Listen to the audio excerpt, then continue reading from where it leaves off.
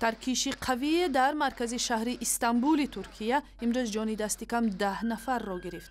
شهرداری استانبول تصدیق کرد که در این حادثه دست کم 15 کسی دیگر از جمله شهروندان آلمان جراحت برداشتند.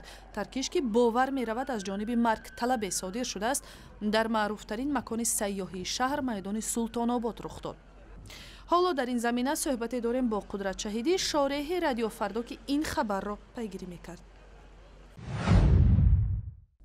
آقای شهیدی، معلوم شد که این ترکیش کاری دستی کی یا کدام گروه است و هدف از این حمله چی بوده میتواند؟ هنوز هیچ گروهی در ترکیه و یا خارج از ترکیه مسئولیت این عملیات رو قبول نکرده، ولی ساعتی پیش آقای رجب طیب اردوان رئیس جمهوری ترکیه اعلام کرد که یک شهروند سوریه این عملیات انتحاری رو انجام داده که موجب کشتن 10 نفر و زخمی شدن دست کم 15 نفر شده.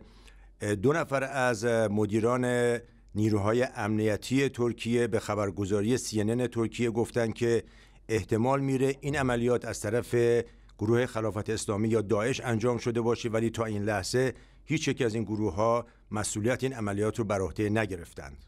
چرا به نظر شما همه گونه ناامنی های احتمالی در استانبول باید جدی گرفته شود؟ استانبول همونطور که شما اشاره کردین یکی از پر رفت و آمدترین شهرهای دنیا و شهرهای منطقه هستش.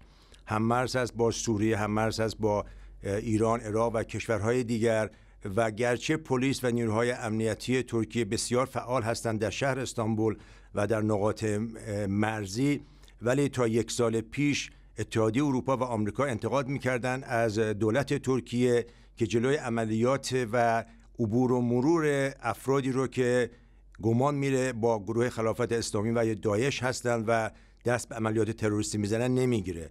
و آقای اردوان امروز گفت که ترکیه شدیداً داره با گروه‌های تروریستی مبارزه میکنه، ولی مسئله این هست که استانبول با جمعیتی 15 میلیون نفر و مملو از توریست کنترل هر رفت و آمدی از طریق فرودگاه، از طریق اتوبوس، قطار و خودروهای شخصی بسیار مشکل هست. ترکیش در یک محله توریستی معروف رخ داد که همه ساله توجه میلیون ها جهانگرد خارجی را جلب میکند. به نظر شما این حادثه میتواند به بخش درآمد توریستی استانبول هم تاثیرگذار شود؟